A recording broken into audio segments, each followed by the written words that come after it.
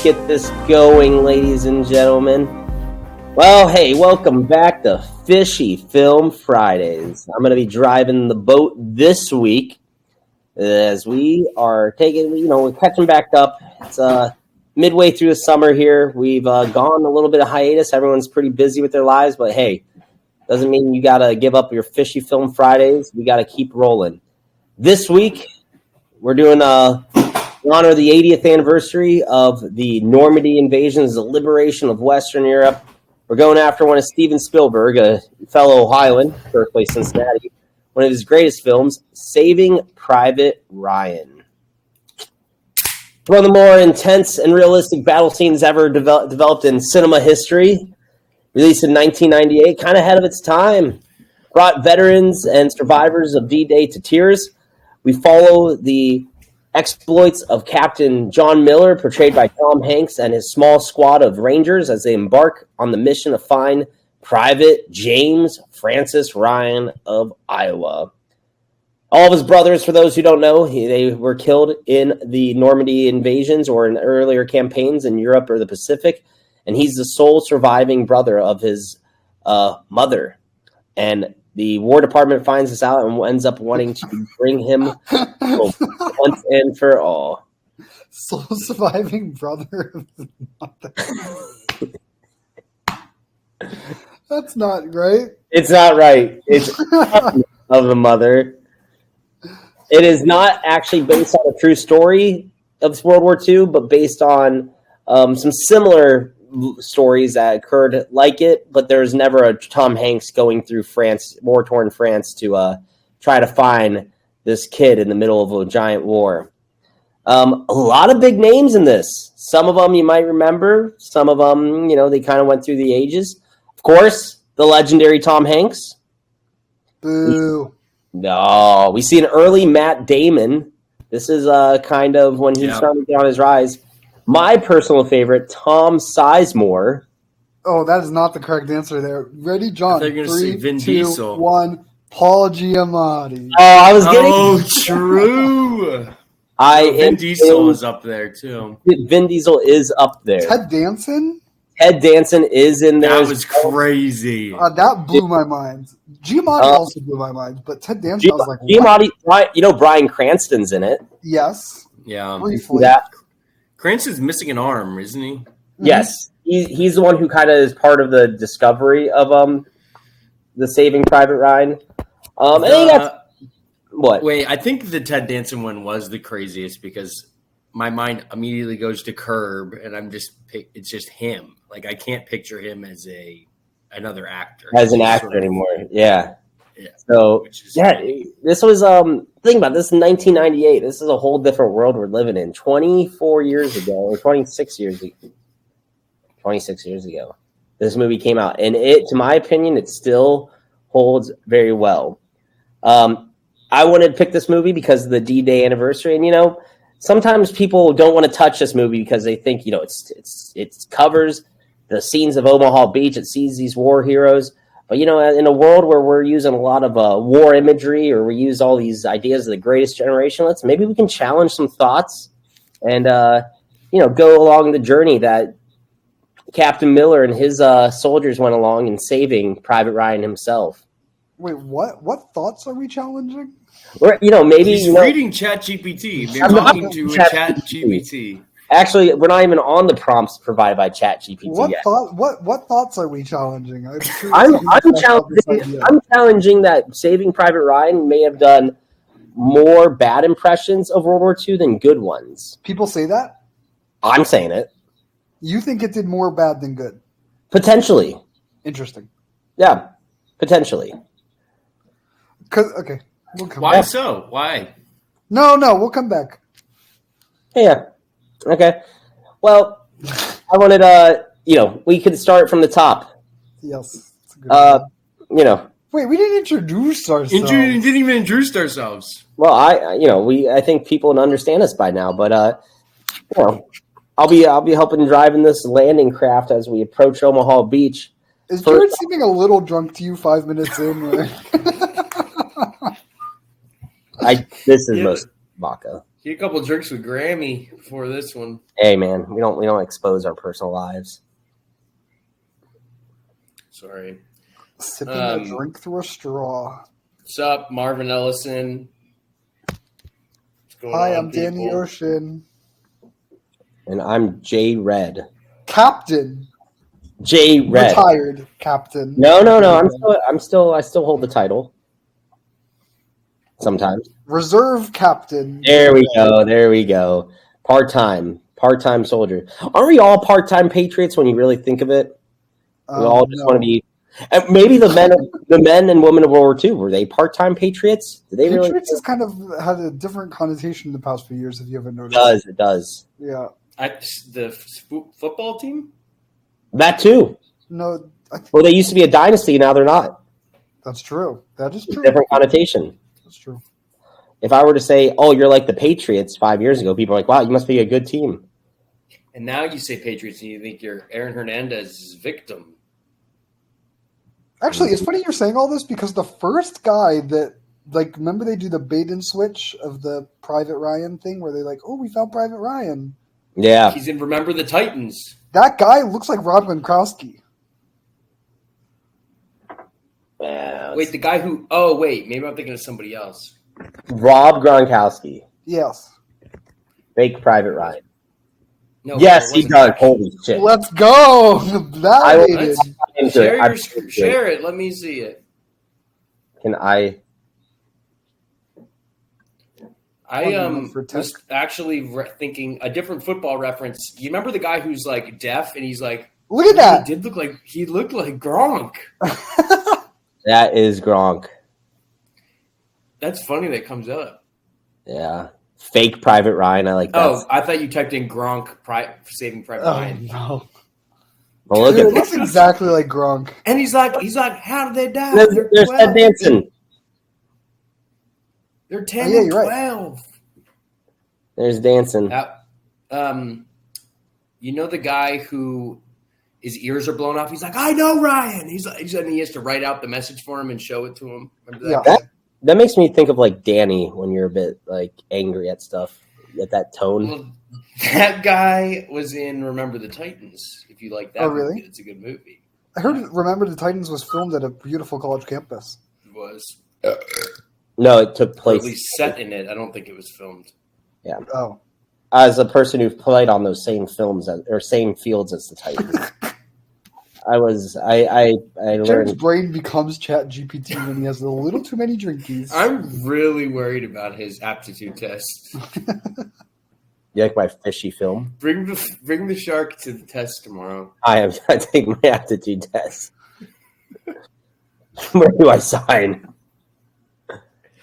Imagine if that shark was on the beaches of Omaha during the. Did they name them after locations in the U.S.? Well, there's 5 beaches at Normandy, man. If you knew anything, there's Utah, Omaha, Sword, Gold, and Sword, Gold. What am I missing? I literally walked all of them. I like the very beginning of this movie when the old man is sort of ahead of the group and he's crying at the graves. That's such good Spielberg sort of pull at your heartstring right from the beginning, you know. Do you know what I wrote down at that point? Let's think of let's start from the top. Wait, Dan, what did you write? When that old guy is walking around, yeah, I wrote that Jared is the old guy at the beginning, but it's him returning to Williamsburg, Virginia, to a little room he sent a lot of emails in. Because that was your service experience. Oh. You're 70, you're walking into the base, you're like, oh my God. Oh, I remember being on so many Zooms here. The memories, the buffering. His family is 30 paces behind him, and they're like, "Don't get closer." So have this moment. That's your note. My note for that was, what family vacation was this? Wait, where are they supposed to be during that? Where are they supposed to Normandy. be? That's off Omaha Beach, that cemetery. Oh, really? Okay, I was wondering if it was a U.S. one or they couldn't. Well, it is technically U.S. soil. As like Is it it's really? similar status like the embassy, how U.S. cemeteries work overseas. Yeah, Wow, that's sick. pretty cool. Yeah, well, when you free a country, you kind of get some of that. Can we talk about the big scene? The Big scene on the beach. Okay, so we can That's in talk. the first one. Yeah, let's talk. Yeah, the big girl scene that everyone in 8th grade history you watch and you're like, whoa, this is a cool day. And your Wait, history. really? I saw it in middle school. It's a little too gory for Oh, yeah. the show in middle school. Hey, well, we were pretty ahead of our time. Ohio's pretty open-minded education system. Well, how did it hit now? Where you're pretty removed from 8th grade. Does it still have that like shock value? I get a little goosebumps. There's also some of the silliness of it. So let's just say they get all, the one thing I like. You see how they all were thrown up and they're seasick when they're riding in. Yeah, I think that was seasickness or nervousness.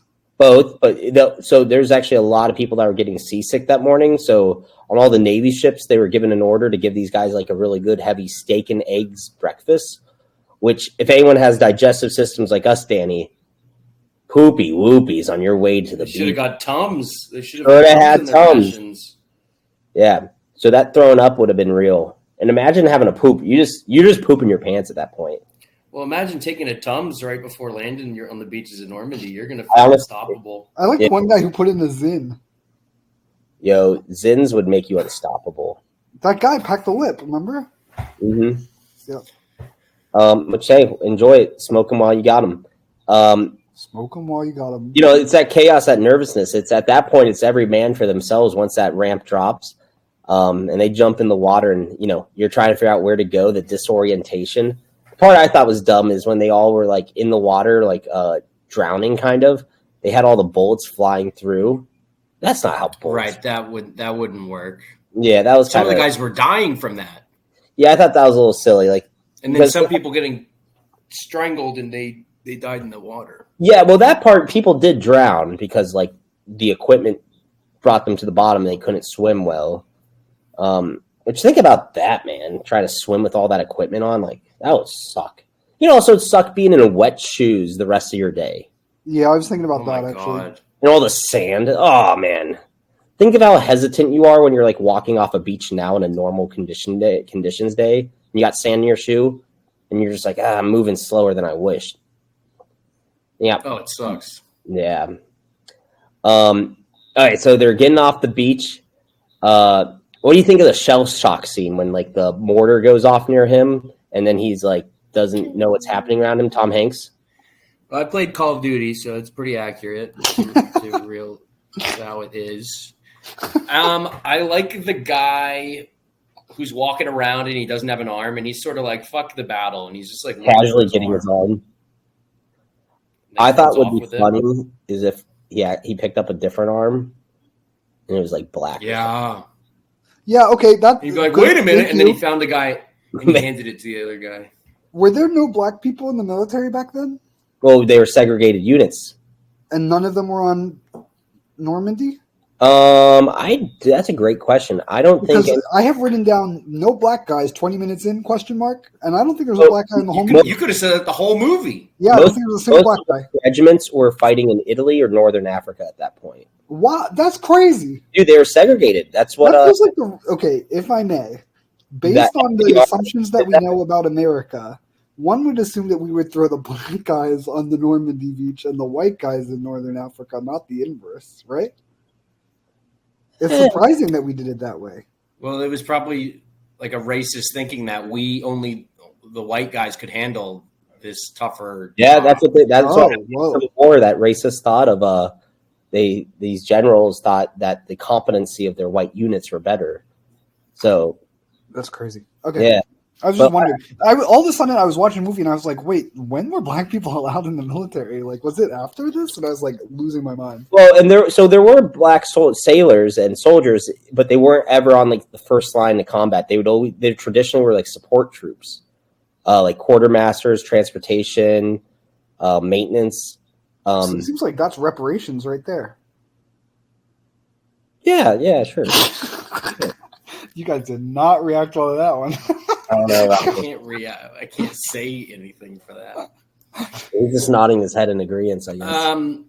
Something like I obviously knew about this scene, like had seen it before. I don't think I've really ever watched this full movie until this time, which is interesting. Are you happy you did? Yeah, I thought it was like, okay, I'm glad I saw it. But what I always knew about it was that on opening weekend, they like filled a theater with veterans who like fought, and like they made them watch this, and like all of them got PTSD in like the first 10 minutes of the theater. Were like crying and screaming, and it's like, why did they do this to the poor old people? It's pretty classic. Probably thought it was another Forrest Gump reboot. Yeah, they thought Hanks was in it. Oh, Tom Hanks, he's funny. Yeah, imagine going into this and you thought it was like a comedy. I thought it was interesting that I'd never seen this one either, and I was like trying to piece together why that was the case, and I can't really figure it out. Like I remember my parents showing me a movie that was similar to this, but it was a comedy. Like comedy? Ash? No, I have no idea. I don't know. It doesn't matter. I also hadn't seen this movie. And I'm going to be honest, the first scene, which I didn't know that this was a famous first scene going into it, like I had no idea, I was not impressed by it. Whoa. I don't think it holds up like... What? Because now, this set the stone. Set the tone for the... Set the stone. But like you think of like Dunkirk, like did this better with like the shaky cam and the perspective... I think a lot of people think that the way to make a good war scene is to make you feel as if you're in the war scene, but they then lose sight of the fact that you still have to make the scene like a cohesive, coherent scene. And I felt very like out of sync watching it. I couldn't figure out what the stakes were. I couldn't figure out where people were going. There was no clear objective. There was no like narrative plot, which is of course the point, but there needed to be some direction to it so you could like understand this. I think the stakes. Yeah. Like what are the motivations here? Like I couldn't even figure out like, are they trying to gain land or like, are they just chilling? Like I couldn't figure it out. I guess you don't, I agree with your point to a little bit that it doesn't give you the whole comprehensive picture, but I think it does a much better job than Dunkirk on making. Yeah. I don't know if I would go with Dunkirk as the example per se, but I do think I have seen better war movies. I would say this is a gold standard, and I would be interested on which ones you'd say would challenge it. Yeah, I'd have to think about it, but I wasn't. Well, okay, cards on the table. You ready for this take? Okay. The one at the end with the tanks. Yes. You thought that was a 10 battle? Out of 10. Well, because you got to hear the whole battle plan before it happened, and right. This is what I mean. You have to have an understanding of what's going on. So you're thinking if there was like in like how I don't know if you ever saw Band of Brothers, but Band of Brothers has like an episode prior to where they explain what they're doing. You thought I don't need an explanation. It's just like there was no clear like direction of things in the first scene. Whereas in the last one, it's like, okay, I can understand what's going on. I'm not a military tactician. I don't know what flanks mean. I don't know like where we are in the war right now. Like I've never seen a map of France that intently or anything, but like I could understand like, oh, this is the goal. This is what needs to be done to accomplish it. These sorts. The goal is easy. Get off the beach. That is the crazy part. I know, but like you couldn't tell like where they were on the beach or like, and like you don't even know who the enemy is for a while. Like the first sign of a swastika is at 23 minutes. Maybe that's an example of what the German army is.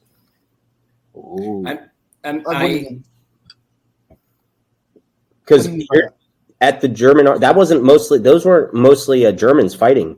Those are mostly Polish. There's even Czech. There was Czech speech at one point. Yeah, and then there was it's not in Saving Private Ryan, but in like the real Normandy, there was like Koreans that were like prisoners of the Soviets that the Germans then captured. Then in like indentured servitude, or what is it called? Force them to fight. Well, Danny, I get your point, but then you also mentioned it's like that's sort of probably what it felt like. It was like you don't even know what the objective is when you land on that beach. Yes, I think that's probably what the intent was, but I don't know if it was like carried out perfectly. I thought it was pretty. I like it because I also like it was shaky cam, but not too crazy a shaky cam. Like I didn't feel like I was watching a Michael Bay like Transformers. Right.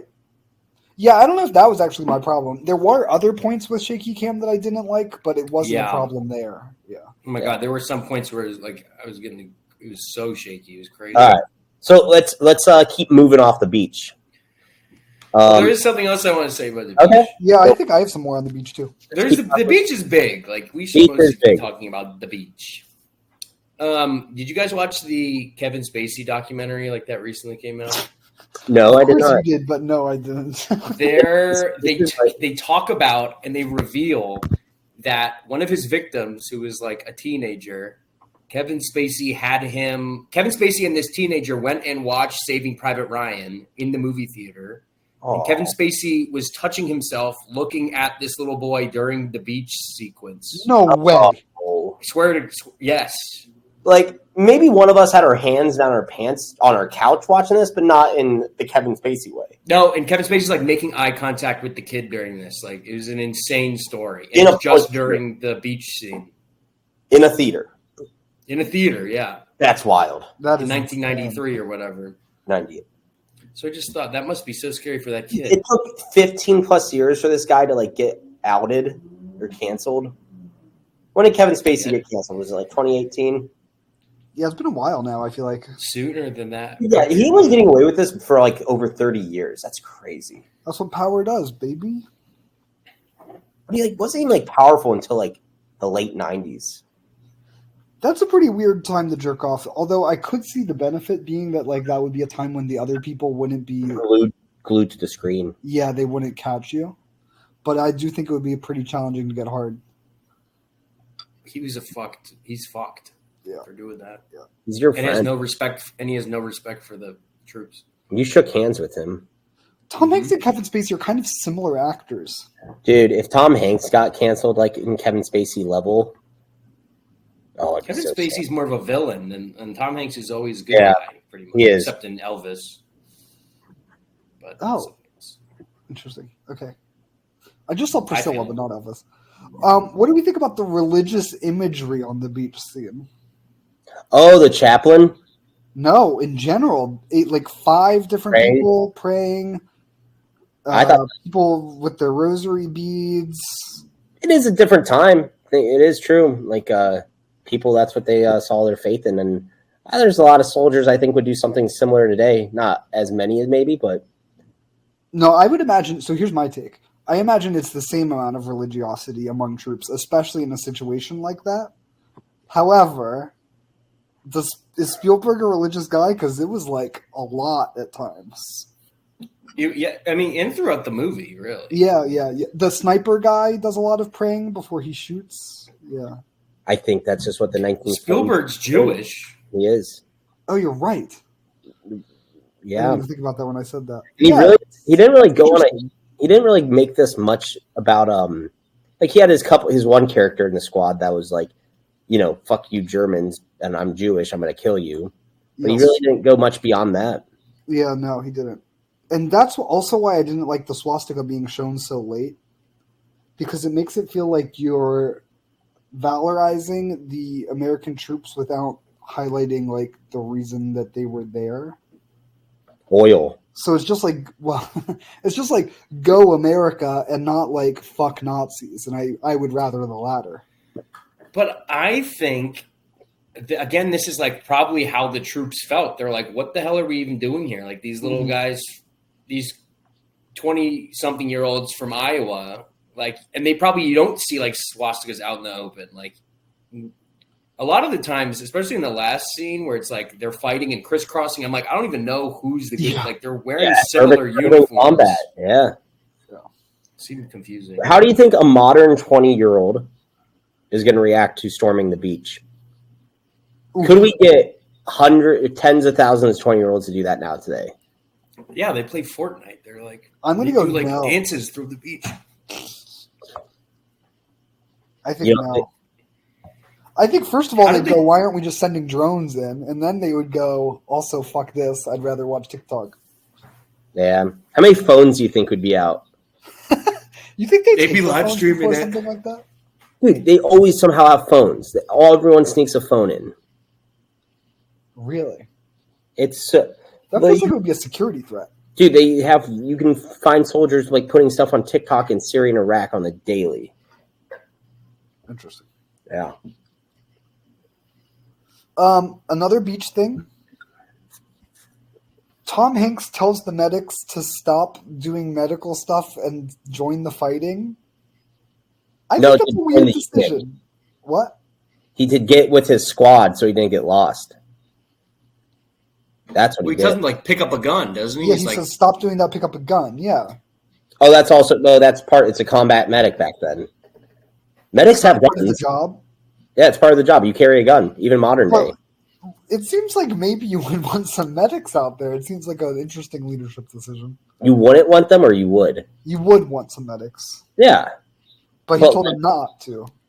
But, okay, so at that moment, the objective is you're either to get off the beach, and you need every person available, every rifle available, and then you can start addressing triaging the situation. Yeah, it makes sense. There you go. Okay. Yeah, it is interesting because, like, imagine, like, this one dude, like, kind of may have indirectly killed this other guy because he said, just don't stop wasting your time, get over here. Yeah, exactly. Yeah. That's what you're saying. All right, let's keep moving up the beach. I felt like it would have been a great cell phone commercial. Remember when he was trying to talk on the radio? Tom Hanks was like in a trench, and he was like trying to tell the radio operator, tell him like, "Oh, dog beach, dog green, not clear, not clear." And he turns over to the side, talks to another dude, then turns over, and then the dude's face is blown up. Yeah. Yes. I thought that would be a great cell phone commercial. It'd be like, ever drop your call?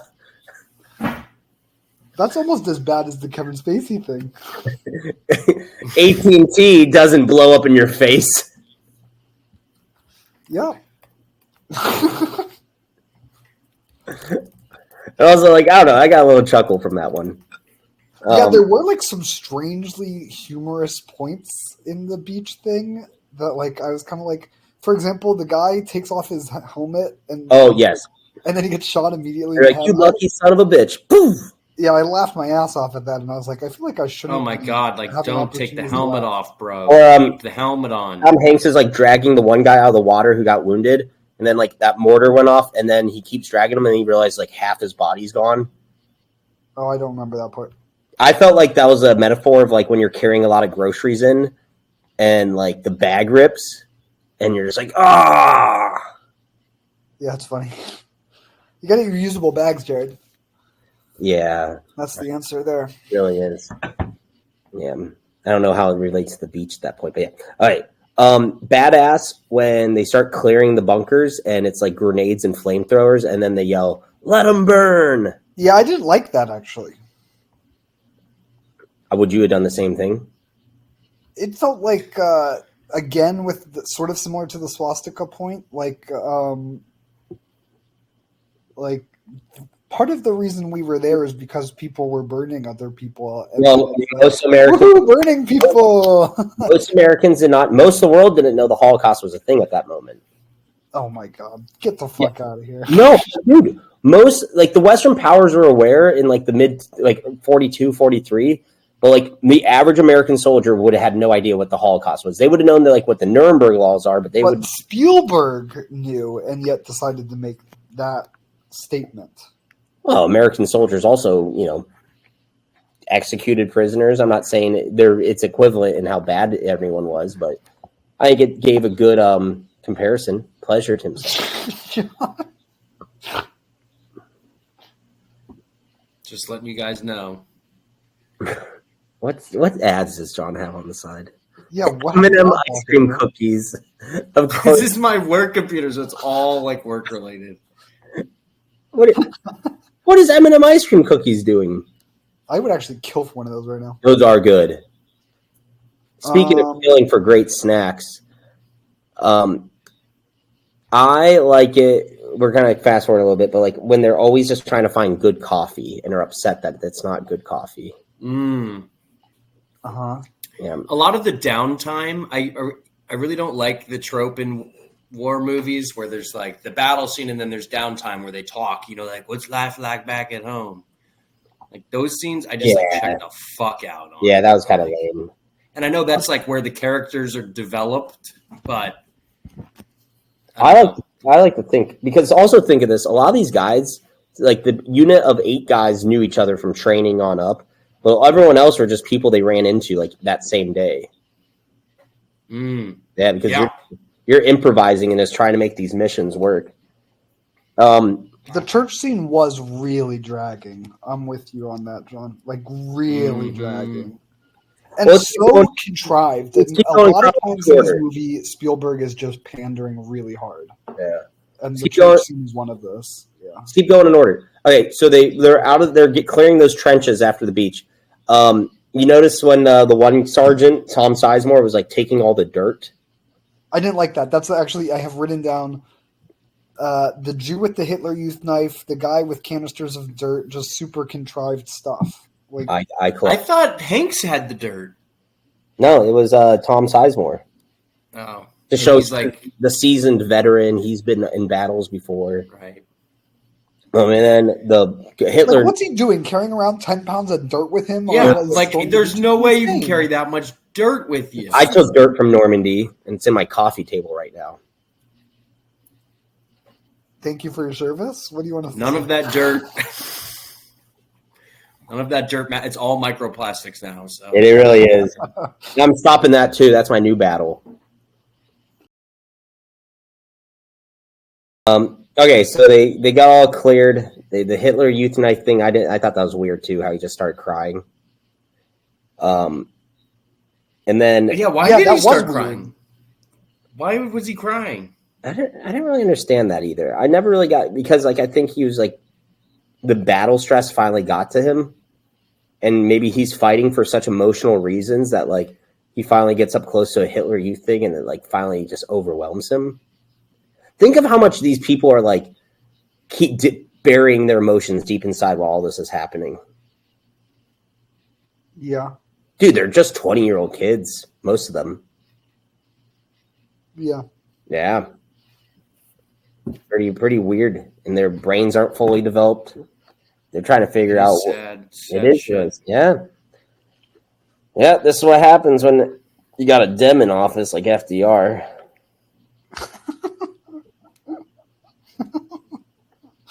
Yep. Do you think people, what they say about Biden today, or what people are saying about FDR back then, or were they like much more like, we'll be quiet about it and not make fun of the president? I don't know. I wasn't there. That's a good, interesting question. I think they liked FDR, right? He like got voted in like 8 times. Yeah, he did. You get four elections, which is also a little sketchy too. That's something to think about. America was willing to elect a man in a wheelchair, but we're still not ready to elect a woman. Okay, back to the movie. Think about that, though. I'm back into the movie. Yeah. Okay, so Tom Hanks, he's lost, I think, like, he only has 8 or 10 guys left or something like that. They give him that mission. This is after, they find out Ryan's the last guy surviving. Yeah, that was another point that felt very pandering.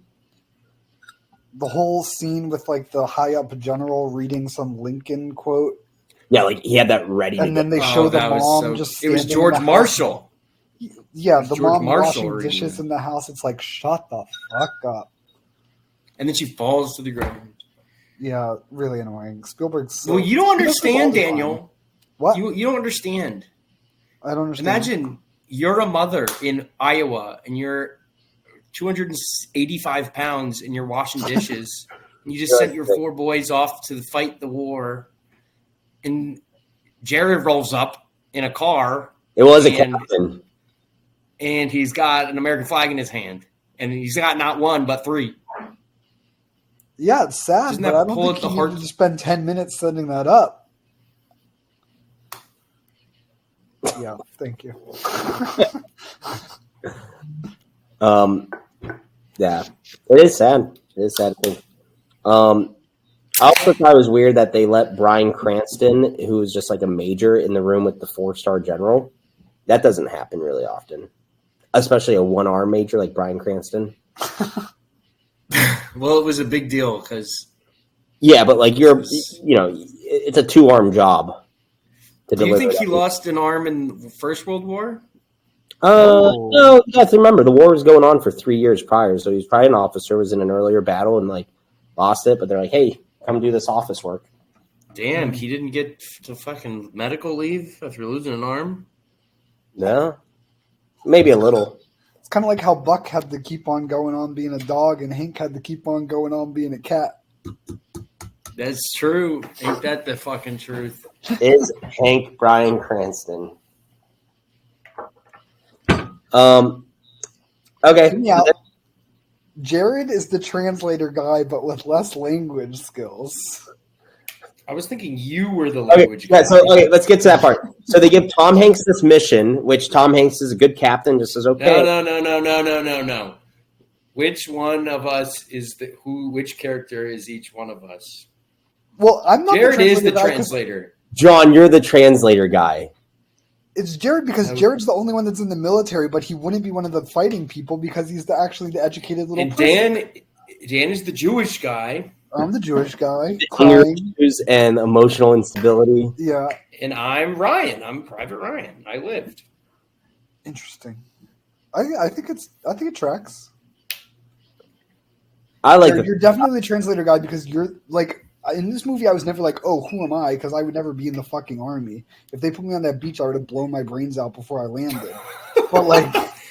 But you are clearly of the 8. You're the translator guy because you're the educated guy who has actually never had any battle experience. I feel like, but you don't have French and German skills, which makes you kind of worse than the translator guy. Yeah, but it's not like he ever saved anyone because of that language. Like saved Americans. Actually, him talking. So you're denigrating a World War II veteran right now? What? You're denigrating a World War II veteran right now? Oh, he didn't save anyone. Dude, he stood by while the Jewish guy got stabbed. Let's skip it. Spoilers. Danny, you would blow your brains out if you went on the beach. 100%. Would you get on the boat? I probably would kill myself before I got on the boat, much earlier before the process. But definitely, if I got on the boat, I would. Did you get seasick on the ferries we'd go on? No, I don't. Well, a little bit, but we were hungover. I see Danny on the boat taking a couple Tums. He's seasick, and then the second his foot hits the shore, he blows his brains out. Just a waste of Tums at that point. Are okay? You're a convicted felon. You're on death row. Are you taking Tums on your last meal? Ooh, honestly, maybe. It's not you after, but it's like part of your meal. Like, hey, I need Tums because I'm gonna have indigestion after this. Yeah, I would finish with an ice cream and then I would wash it down with maybe a little port, and then I'd go Tums, and then I'd go electric chair. Wait, what's the food? Ice cream, then port, like the dessert wine. Then a cigarette, then Tums, then chair. You're taking the. I want guillotine over chair. You're wild for that, John. I think it's less painful. Yeah. Dude, the chair. You get to see for a second as your head falls. You get to see. Kind of badass. Go out like Queen Antoinette. Marie Antoinette. Yeah. Okay, so the translator guy. I did think it was funny how they introduced him, and I thought it was a bit of a silly trope. They're like, nerdy dude, and he's just going to fumble all of his stuff, and he's all nervous. That was very Jared coded, that part. The fumbling. You're not going to need that. I think that was... It would be Jared, but he'd be like, can I bring my Chromebook? Chromebook would actually be great in a war-type environment, very mobile. See, this is proving the point. That answer is proving the point. That was Hanks. They really let Hanks do a very Hanks scene when he grabs the stuff. You're not going to need that. That was straight up just Hanks being Hanks. He's a captain, man. So, all right, they start off. They're in the field. They're all talking. Why are we out here? 8 of us searching for one guy. Why are we risking our lives? Ooh, there was one more thing I wanted to say. Okay. When the guys give Tom Hanks the new job of the new mission of saving Ryan, you know how Hanks looks around. He's he notices there's a guy shaving, and that they're drinking coffee or whatever. Did we already mention this part? No. I don't think so. Go ahead. But did you notice this? How we like looked around? It's like you could really tell. The officers, these guys, they have the good life. Do you know who the officers were? Jared. No. Okay. I don't think you were looking at officers, John. What? I don't think you were looking at officers. The only officer there was like Tom Hanks and one other dude. Oh, okay. Then who was he talking to? General? He might have been talking to the colonel. But everyone else who was like shaving and stuff were not the officers, I'm pretty sure. Right, understand. But they were all living in luxury almost. They were doing fine. They had the amenities they needed. I think they were just trying to illustrate, soldiers will still do soldier things even right after a battle, like shave, drink coffee, smoke. No way, Jose. They were showing that they had it better than the grunts. Okay. You want to move on from this one? I don't see this. Yeah, that was all I had to say. I thought that was going to spark some nice discussion and discourse, but I guess no bites, and you guys just want to keep going through the movie. I don't really remember the scene. I'm sorry, John. Yeah, John, if that was meant to be like igniting anything, that's the type of accelerant that would still keep skyscrapers up in the sky. I do think, though, that since we're on it, I feel like we should ask the question, is this or is this not a serious misallocation of Army resources to save Private Ryan? That was actually a question that the sniper asked. Okay, good. Because they're assigned the mission and all the underlings are like, man, this sucks. And Tom Hanks is like, well, we have to follow orders. And it's like, sure, that's the way a centralized hierarchy works. But, like, it still might be a misallocation of resources. So look at this from a marketing perspective. Because that's what it is. It was a PR move to go save Private Ryan. Because their goal was, hey, the Army cares about its soldiers. This war was war bonds. And the Private Ryan story would have been a great war bond driver. In addition to the Army's like doing good things. I mean, I can see the newspaper headlines like Mammy Ryan loses 4 sons in war. That would have been bad PR for the Army. Yeah. Instead, you say you flip it. However, I agree. This is a big fucking waste of time and is really stupid to have them do this. And it's crazy to me to say the words like, think about it from a marketing perspective during the worst war in human history. Well, Mao's China killed more people. So.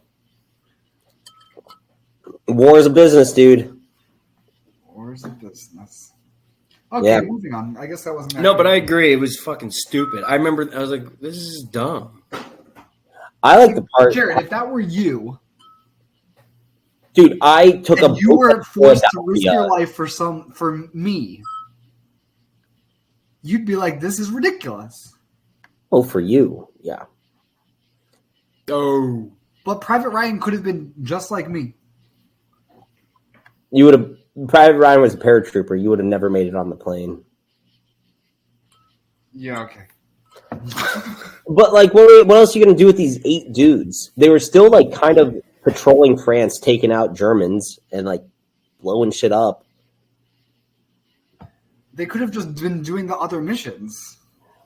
The other missions were to... Or critical missions, as I'm sure a word 8 is. people? 8 people, man, that's a squad. That a squad in World War II sense is expendable. They were expendable. My impression Which was the original Expendables. My impression was not that those were the only 8 people he had left, but he could pick whoever he wanted. He did. He did have, like, I think, like a little more than that. Yeah, and they okay. took him and moved him to another unit. All right, so I feel like the next thing is the French family in half of a building. Yeah, with Paul Giamatti present. Yes. Translator. What was his name? Oh, Upton, I think. I got it. Upham. Upham, yes, Upham. I was about to look it up. Upham. I think he caused that situation, and he got Vin Diesel killed.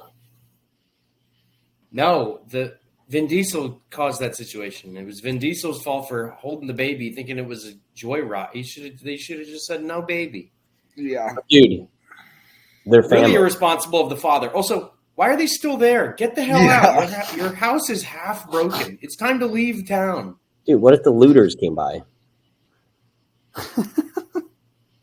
Oh, you don't want to lose their tea set or whatever they got in France? I like it how the daughter slaps him in the face afterwards. Yeah, like, oh, I'm a French girl. I'm a French. Also, typical. I'll be the little girl, Jared, and you be the dad. Ready? I'm so sorry, baby. Forgive me. But, I like that there. But the sniper scene was cool. How he shot him through the scope. That was kind of badass. That was badass. It reminded me of American Sniper. It did remind me a lot of American Sniper. I also like how the American Sniper guy, not Chris Kyle, but the World War II guy, took control of the situation. He said, "Everyone get down. This guy's got talent. He came far. He shot from this far away." Also, I thought it was interesting. Vin Diesel was worried about blood being on his note, not all the rain getting on his note that he wrote to his father. Dude, this thing's gonna get moldy by the time it gets back to the States. Mm-hmm. Get his ass, Jared. I was surprised they killed him off so fast. This is early Vin Diesel, man. I guess so. This was no Fast and Furious. No. I know he was a good character. But even character-wise, I thought they would keep the dumb meathead character around for longer. Yeah. There's other dumb meathead characters. There was the guy from New York. That's true. Yeah. The guy from New York, I kept on being like, is that Ben Affleck? And then it was never Ben Affleck. But I kept on being like, is that Ben Affleck? Who was that guy? Affleck. Edward Burns. Okay, never heard of him. Yeah, I liked him. How about that part when the wall falls? Oh, I love that. They just sit there. That's a very Dan moment. It was so dumb, but it was kind of funny. That's Giamatti, baby. That's just the magic of Giamatti right there. Yeah. Sits down. He wants to take his boot off or something. Everyone just looks at each other. They're all pointing guns. I can't believe no one pulled a trigger. Think about that. These World War II soldiers were literally face to face with the enemy and had they would have started blowing away. Force. Yeah, I agree. Yeah. That was good. That was a good take. It was a good take, but unfortunately, John spoke over it a little bit. Oh, sorry. Say it again. Well, of course, John's trying to cover up. He's a big supporter of the backer of the blue, as they say. That thin blue line guy over there. We've seen your card. Wait, what did you say? That was pro-police? How did you have a pro-police? The World War II soldiers that were when the wall fell and they were pointing their guns at the Germans and the Germans were pointing their guns back. They had better trigger discipline than American cops. Oh, that is a good take. I'm sorry I spoke over that. Yeah. I'm trying to silence the truth, Marvin. That's a fucking funny take. Also, crazy that the people on the balcony were the ones that took out all the Germans. Yeah, that part didn't make sense to me. The Germans didn't see those guys a Deus Ex Machina kind of situation. Yeah, I thought that was silly. I didn't really have that on my original notes, but I'm thinking a bit more now. Yeah. And then Ted Danson comes around. Mm-hmm. Ted Danson Ex Machina. Okay, so I say we could fast forward a little bit to the Ted Danson and the wrong Private Ryan. Yes, I think that's the next thing. Yeah. Yes. Rob Gronkowski, as they call him. Private Gronk. I thought that was really funny because everyone that's probably saw this in 1998 were like, "Oh shit, they found him," and probably I fell for it. Oh gosh. And then I was like, "There's no way." I was like, "There's no way it's him." No, I fell for it. Only an hour 15 in this movie, and it's a 2.5 hour ordeal minimum. I know, but then I was like, oh, maybe they get caught up in some hijinks, and it's all about getting him home. Hijinks. I don't know. Well, I like the part where he figures out Tom Hanks is yeah, your brothers are dead. They died in combat or something like that, whatever. And then the Ryan guy starts, my brother's in grade school or grammar school. Yeah. And then he's flipping out thinking wait, how do you not know I didn't get the other Ryan mixed up? And he's just freaking out. Yes. I thought that acting was terrible from Rob Gronkowski. It was Gronk level acting, honestly. Really bad. Your Who's Gronk that actor? The wrong Private Ryan. Yeah. It was Rob Gronkowski. Oh, it's Nathan Fillion. Yeah, he's been in a lot of stuff. Minnesota Ryan is what he's called. He's in The Rookie. He's in The Rookie. Castle. Yeah, he wasn't good. He was not good. Firefly, and he is Castle in that show. Castle. I don't know the show Castle. Oh yeah, Firefly. That's that big nerd show. All the nerds like. He was in the Suicide Squad. You and I watched Firefly together one day. You watched Firefly? Yeah, like 4 or 5 episodes in Loneal. What? Yeah, it was like Springfest or some shit. How do you remember stuff like that? Because I was obsessed with it, and then I've never seen it again since. Oh, sorry. Wait, he was just in the Deadpool movie? Okay, moving on from fucking. No, I saw this last night. I saw a movie with the wrong Private Ryan in it last night. What did you see? The Deadpool movie. Oh, There's another Deadpool. Yeah, Marvel, man. I like the big noises and sounds. And that's why you like Saving Private Ryan. Yeah. But they start naming out all the dog tags, the dead guys. Yeah, that was funny. Oh. I thought that was so fucked. That one where it's like, oh, imagine that. You're taking, because those dog tags came from a body of someone, every person. Yep. That was a bit dark. And then like all the soldiers were walking by seeing them do that. And they're like kind of joking and joshing. It makes you like sometimes think like, you know, we all think about the lowest person and the lowest private that you think of them as individuals, but when they just see another dead body, it's just sometimes another dead body to them or just another casualty. And maybe that talks about the large scale of this war, that deaths are just numbers rather than names. And maybe that's why they're saving Private Ryan, is to show that these soldiers aren't just numbers, that we actually care about them at a one-on-one level. Marketing. My favorite part of that scene was them adding extra metal to the bottom of the plane that fucks up the equilibrium of the plane and causes the plane crash. And that is such classic army brains. Like, that is so funny. Yeah, that actually, I think that's actually true. That happened. That is so funny.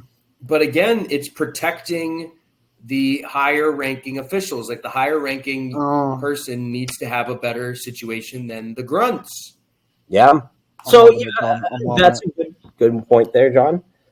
And then we find the guy from Remember the Titans. Yep. I thought that was a great interaction. Is that the guy yelling with the ears? Yeah. Yeah, it was kind of played out for me, to be honest with you. Played out? It was like a 2-minute. It's just like, do we really have to do this? Like, but like, think about this: you're in the middle of a war, and like you're deaf now, but you still kind of have to be a part of the war. That little sequence felt like when the minions show up in Despicable Me, and it's like, oh, we're playing to the lowest common denominator now. Like, that was what it felt like from. You got the deaf guy. What? The minions are the best part of the Despicable Me movies. I don't know if John's strengthening the argument. That's why we show up to the theater for Despicable Me, is because we know those little yellow fucks are going to show up. Banana. It felt, I don't know. It felt juvenile. Wow. Like it was almost offensive to those that lost their lives because they were playing a little funny joke. Would they rather had a version of like you, Dan, after you like sprained your ankle and be like, sorry, I have to yell, my ankle sprained.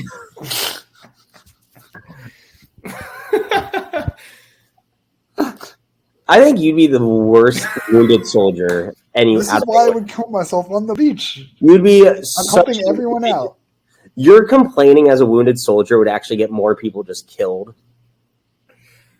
Again, this is why I will never end up in this situation. I know my limits. I like to imagine you would be really funny. It would be Dan's at a field hospital. There's dudes getting limbs chopped off to like stop them from gangrene or whatever. Gangrene. Not gag. Gangrene. Give me some of that. Give me some of that gangrene.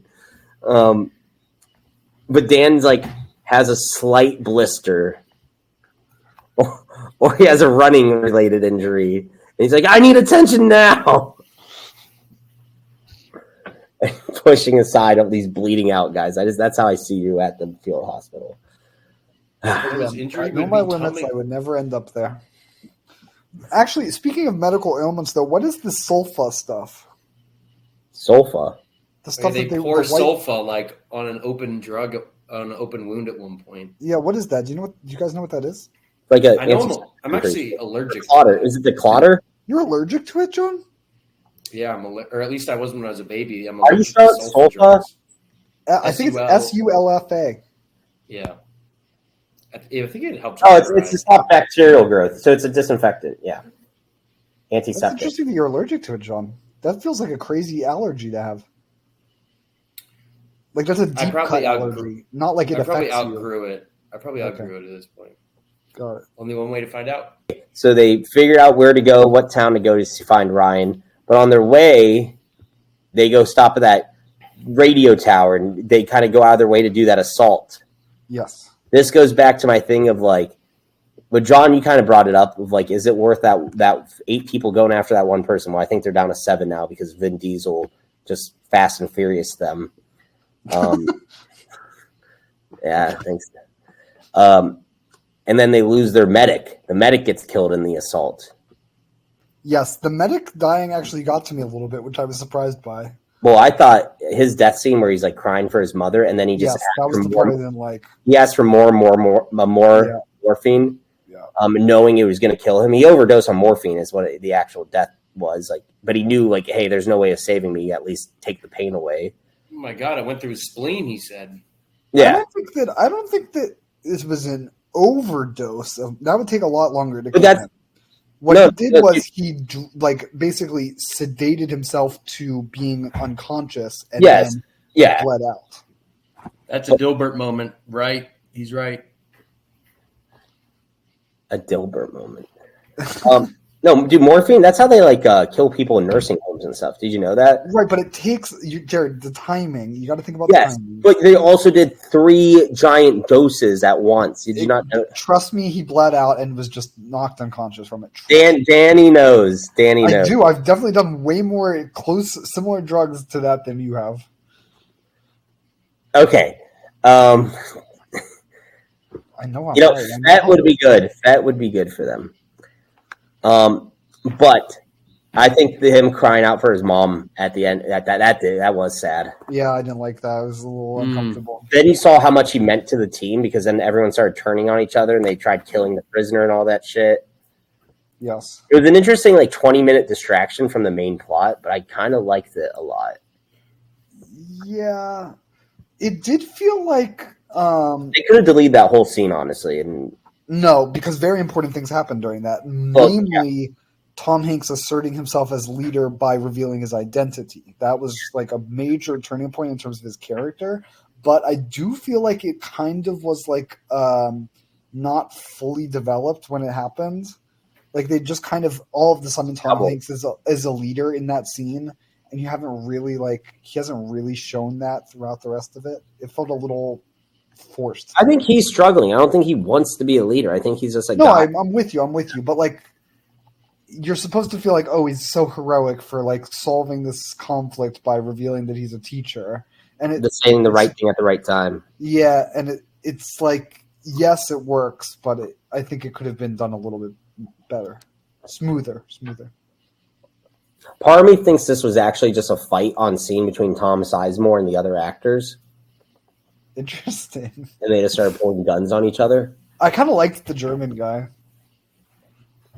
When he's like, cool, very cool. Yeah, just hang out. The German guy gave a lot of J.D. Vance vibes on he was trying to sell out and saying fuck Hitler. Yeah. Oh, and then what do you think that guy does who's blindfolded when he is blindfolded? I think he just walks down that field for a while, and then, dude, he ends up rejoining the unit. No, John's talking about the German. The German kid, that's the same German that kills the Jewish guy. No way. Wait, you guys didn't catch that? That's one of the biggest things. That's why Upham kills him and shoots him when he surrenders. And that's why the German guy are you sure? Yes, this is a huge plot point. You both missed it. I thought he said Upham because He had heard Upham, him say it earlier. Upham was the one who saved him from getting executed at that, like when he was digging his trench. Oh, and that's why he saved him again at the end.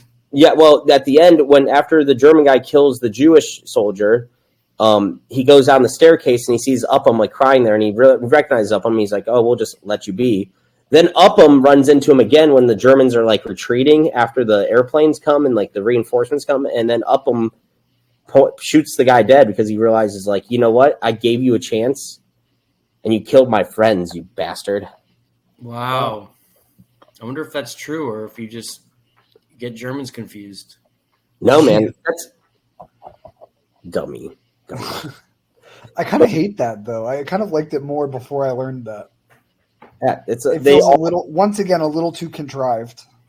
Yeah, I thought it was a little interesting. I feel like so much attention is put on Upham throughout this movie, and it kind of hurt. You know what's crazy? Upham outranks almost all the other soldiers besides Captain Miller and Tom Sizemore. Well, this is exactly why he's you.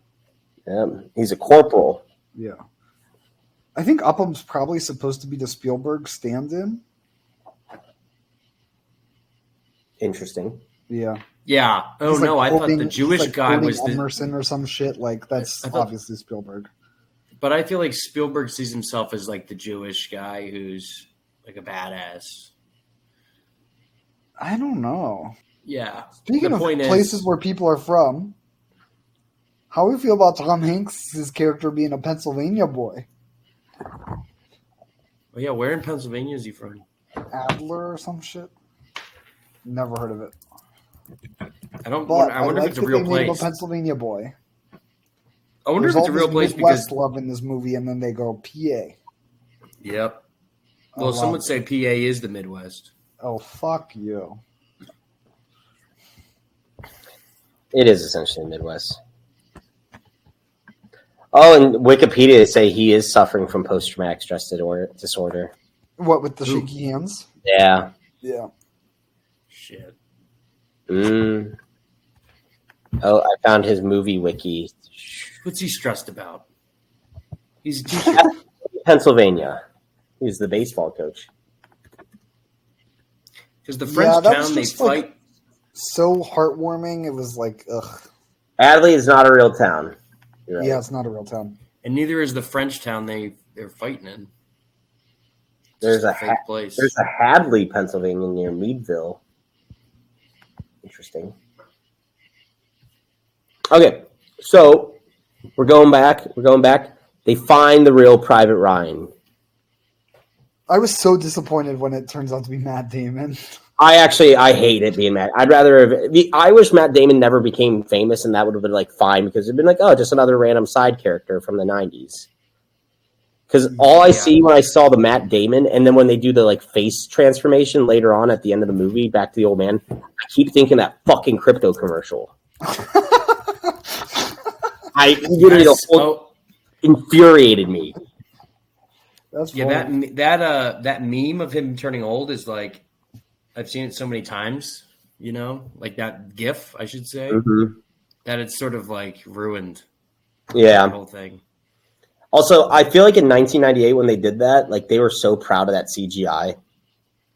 It was like kind of good. For 98, it holds up to today. Like I'll give them that. I don't think this was a very good performance from Damon, especially when he first learns that his brothers died. Yeah. I don't think that was very good acting at all. And also, it was really bad acting during the funny story about his brothers the day before they went off. Terrible. Oh my God, he's hamming it up. I'm like, oh my God, you're embarrassing yourself, Matt. In front of the captain too. Really, like, you know, Hanks was like, "That you want to take? That's your take. You want to do one more?" Yeah. I was like, "No, I think I got it. I think I nailed it." Yeah. He's acting like fucking. This is like after what's the movie he did with Robin Williams? You know, he's Good Will Hunting. Yeah, he's really Good Will Hunting it in this. Yeah. Well, it's interesting because I watched him last night in what is it called? The Martian. Foreign Supremacy. The Adjustment Bureau. Oh. Really good in that one, honestly. Not a great movie, but he's much better at acting in that one than he is in this. That's disappointing. How much? What if it was Ben Affleck they chose? I think it would be better. Oh, I would even be more angry. Because this is like I'm a big Affleck head, actually. This is like when Affleck was doing like Pearl Harbor. Have you seen Pearl Harbor before? No. I'm not really a big war movies guy. I wish I would have chose Pearl Harbor over. Just Dan. When he says, "Have you watched a war movie?" Just say yes, so then he won't make us watch it. We're doing Pearl Harbor next time. That's a good take. Okay. They all decide to stay and fight. Do you think that's believable? Yeah, I didn't. I wrote getting a bit contrived again when they decide to stay with Ryan after he puts up a fight about lying. I would have just told, if I was the captain, I'd be like, hey, we're going to blow up this fucking bridge and we're going to leave. Because if they blew up the bridge, they would have accomplished what they needed. And lost way less lives. What?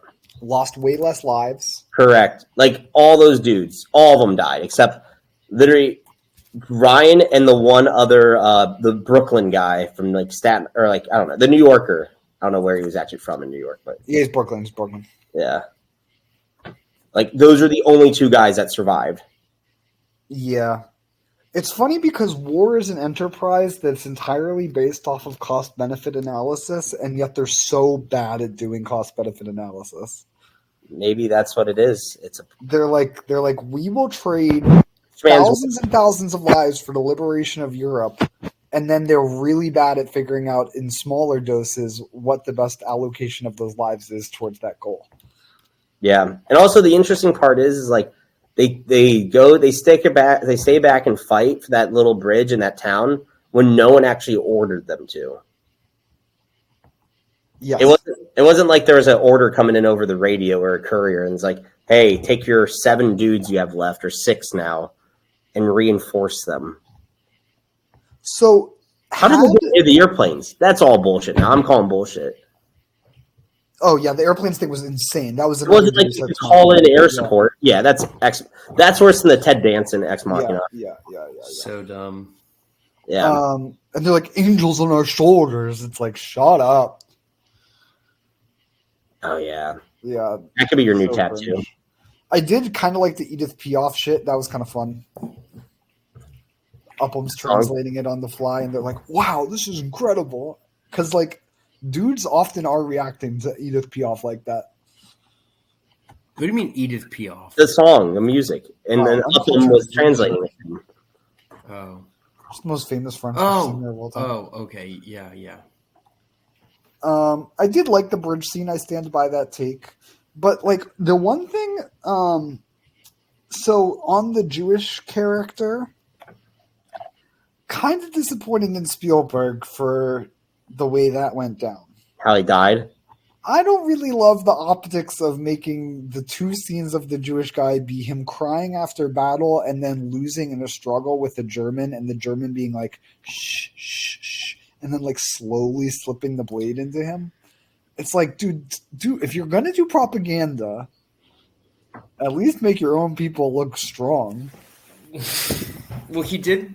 We didn't mention this earlier where like he's showing his Star of David and he's like, Jude, that's Jude. Remember to all the I like that, yeah. prisoners? So he's not a cuck the whole time necessarily, but no, but it's just the way he went out, it hurt.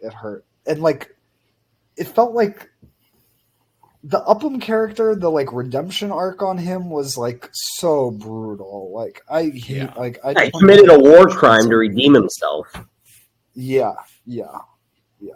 And like when he doesn't do anything on the stairs, it's like we're rooting for this guy. Yeah. You know, it's crazy that he could just went upstairs and just pointed the gun at the German. He would have probably given up. Yeah, and he looks stupid with all the ammo around him. It's like, bruh. He caused more people to die. Oh, by a lot. Yeah. He did nothing well. I also really like Tom Hanks' final things where he took his pistol out and started shooting at the tiger tank. But then it explodes. Oh, and he explodes. And that was kind of plain. And then it's the yeah.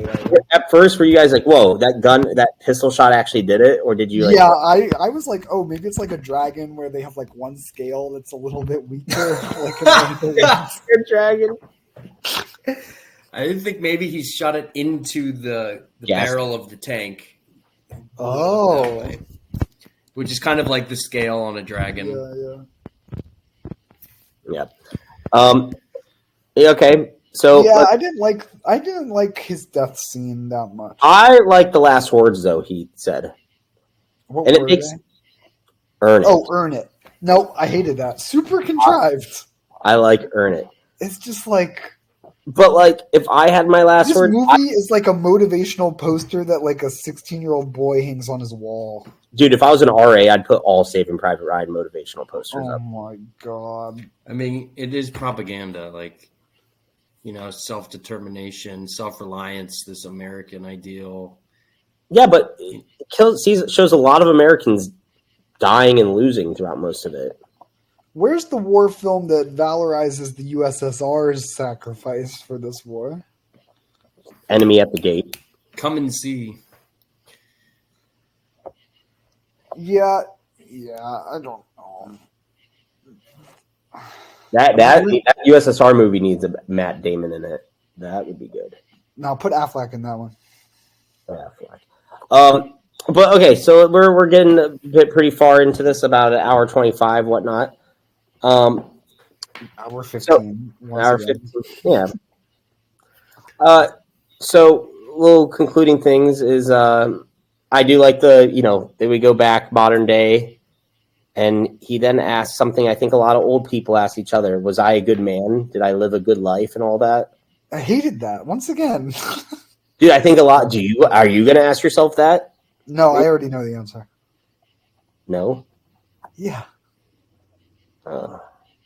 Dan, do you want to know your grandchildren? I'm up in the air on if I want children, let alone grandchildren. Yeah. Interesting. Well, that's pretty far afield from the question. Yeah, I mean, okay, do your little suck off America thing, and then me and John will temper it a little bit. I like the self-reflection of he looks back 70 plus or 60 plus years, and he's paying recognition. Because think about what those guys did on that bridge. Not everyone knew about. There's a lot of stories of valor and heroism that occurred on the Normandy battle. And that's something, we're going to go back on it. And we'll see movies here eventually that cover maybe the Iraq War more, Afghanistan more. That's not just Mark Wahlberg or Bradley Cooper stuff. But like these small stories, like Saving Private Ryan, even though this was all fake and did not happen. Overall, perfect history class movie. If you need a week to kill in like government or history, You just said none of it happened, and then you said show it in history class? Because it's a representation. This is not a true story, but it's a representation. And isn't that what most theater is? It's a representation. And I think that's part of what people need to understand. Right, but you just said history class, not movie class. Okay. It's showing you how battle works. Showing propaganda in history class. That is the way history classes work in America, I suppose. Oh, and you think our books are any better? Huh? The books in schools, they are not. You're correct. But there are other options on the table often. I would say this movie would challenge more thoughts in a public school system than the textbooks provided.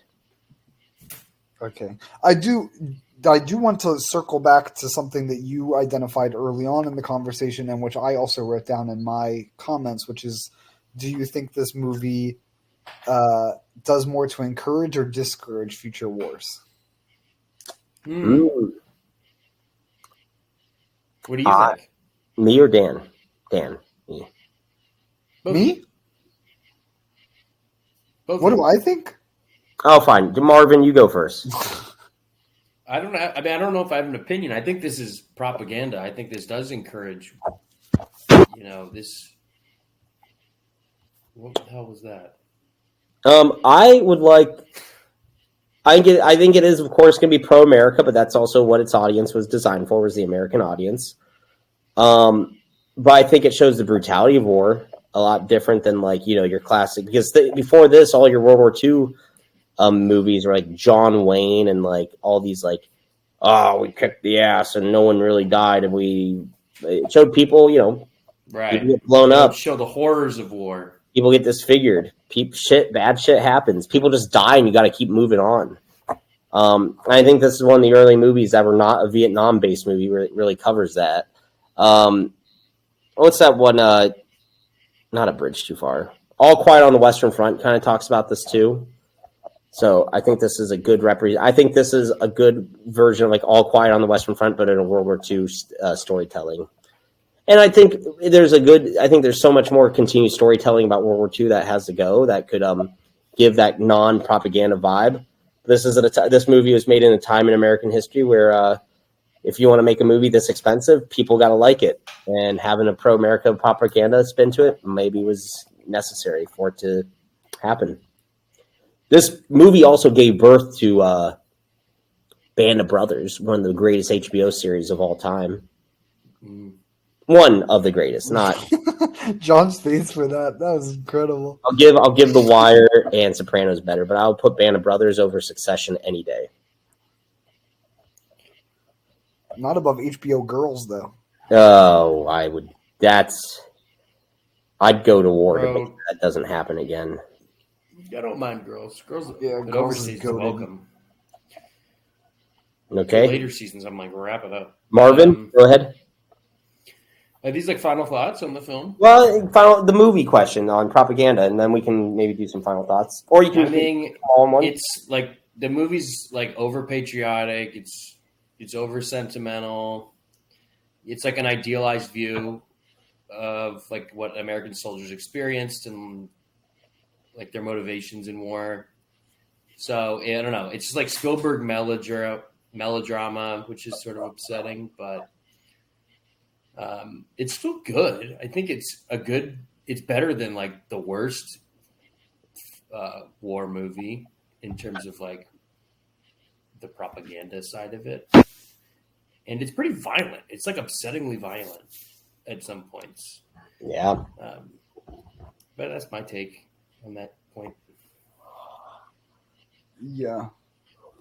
I think I'm pretty much on board with what John said very early on in this, which was that he didn't love it, but he's glad he watched it. I'm glad I watched it. I'm happy he did too. Yeah. I don't really think that it's a masterpiece in the way that it was presented to me. Like all political issues aside, which I think I've made clear, I just don't really know that it was that great in any way. That's actually, I think, my main problem with it, and I think this happens a lot with war movies, is that they're overhyped because of the patriotism. And so you get these movies that are actually really quite bad, and that people hold them up as classics because of just like cultural memory that we have of these things. But like in reality, you watch them and they're not good. I think that's a fair point. People get overly emotionally attached to movies that are about a war, because imagine calling the World War II generation not the greatest generation and how people respond to that. I mean, I literally have never called World War II people the greatest generation, so I bet so. But yeah, right? I mean, I think that's what makes me mad, though, is like you can make a war movie and it will receive more acclaim than better movies that would do better things for society. Yeah. So maybe like a movie, like give me, I don't know. I know we might not have one right off the top of our heads right now of like a good war comparison movie, but I know I agree what you say. One that's like, not okay. Like so, classically, Y Tu Mama Tambien does this great move with the politics in the background of the film. Right, it's not really central, and then it tells you this like incredible story about like life in adverse conditions in society. And it's like, it gets a lot more done. It's much more artistically well done. And like most people would never watch that movie compared to this movie. And remember, it's a Spielberg type movie. Was Spielberg trying to go for a niche, full facts type movie, or is he going? No, obviously not. But it bothers me that this is the way things pan out. Yeah. You know what's going to be interesting though? In American minds, this movie will be much more remembered this movie and all these Marvel movies are going to be more remembered than probably any other war movie. People will probably... Well, go on. Do you guys ever see Come and See, like that? I think it's like a Russian movie. I have not. It's called Come and See. Come in the Sea? Good for the Come and See, but it's very like It does show like Oh, USSR I have sort of seen things. this. Yes.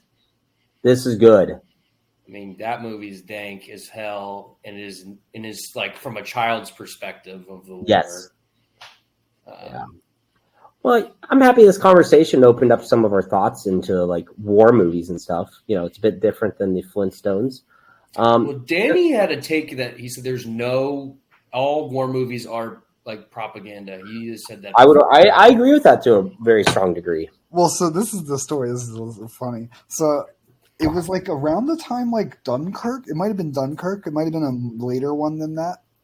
And I sat down at like a reading group with like a professor, and she like is like she's from a war-torn country, and we were talking about that movie. Maybe it was Dunkirk. Let's just say it was Dunkirk. And I said something like, "I don't like war movies. All war movies are pro-war."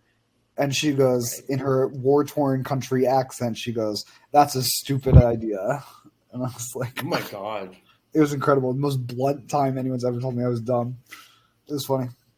I think you'd benefit from living in a war-torn country for a little bit. What do you call America, Jared? Oh. Philly for sure. Yeah, Philly. Yeesh. Oh, Docs. Docs, cut it. Oh, boy. All right, so final thoughts on rating. Give it a rating. Oh, yes, because I texted John that it would be revealed today. I'm giving it a 3.5 out of 5. So a 65% on Rotten Tomatoes. Yeah, I think that's a 70. No, 70. That aptitude test tomorrow morning is going to be rough. Fuck. Okay, I'm not too upset about that. I think that's a fair assessment, Danny, considering your perspective. Critical score for me, I'm going to give it a 4.5 out of 5. Audience score, 4.8. What does that mean? Like critically, as a movie, as a constructed movie, 90%. It's not perfect. I understand that there's a lot of flaws, but as an audience member, and if I'm trying to just get someone introduced to war genres or just World War II, a great way to get them introduced. I think it's a good simplistic movie for minds that are maybe not as entwined on tactics or strategy. Just kind of get to see it from a soldier perspective. Not the ultimate version, but it's also an easy, fun movie to not fun, but engaging movie to watch. It's a little fun. Okay, we get it. It's a little fun. Boats are in it. I like the boats. Jared, I hope your aptitude test is graded on a curve as heavy as that one, bro. I'm giving it a 3.5 out of 5. I like that score. Ooh. Not as good as Flintstones, but this is a second Spielberg joint that we've watched. That is true. That is true. Speaking of Marvin, you have the next pick. It is the Olympics going on now, so I didn't know if that. Stop trying to force your fucking arbitrary rules on me. I was thinking, do we watch something about an election? Do we watch something about the Olympics? I said no. Let's watch another boomer movie. We're gonna watch Gran Torino. Oh, interesting! I've never seen it. Starring Clint Eastwood. That kind of is involved with elections, though. Yeah, and it's a little crashes into it. There's a little bit of crash elements. So I think you're gonna like. That's a good pick. I do like that. It's on Max. Do you guys have Max? Yeah, I got Max. If you don't have Max, get out of here. I did have to pirate this one. Wait, what was this on? Prime. I watched it free on Prime. I think it was on Netflix for me, actually. No, it used to be. Bro, we know you got it on Blu-ray 4K digital deluxe edition. Covered with cum. What a bad investment for Blu-ray. That'd be funny. Only give people Blu-ray disc for Christmas still. Jared, I want to give you a pat on the back for not being too annoying about the army during this. I don't think I mentioned my army time more than like twice. Well, with good reason, because it's comparing with the. I also did not talk about me literally going to Normandy more than actually. Once. I walked them. I got the sand from there. I wrote letters to a girl from there. Hey, man. Ooh, he didn't like that I brought that up. Yeah, we always go through tough times, and that's where these boys found themselves in the fields of Normandy, and so did I. Different circumstances. Could have been worse. Well, thank you everyone for joining us for another edition of Fishy Film Fridays. There were no fish in this film, however, we can presume that they were pretty scared on D-Day. So, everyone, we'll see you next time. Hit the beach. Bye.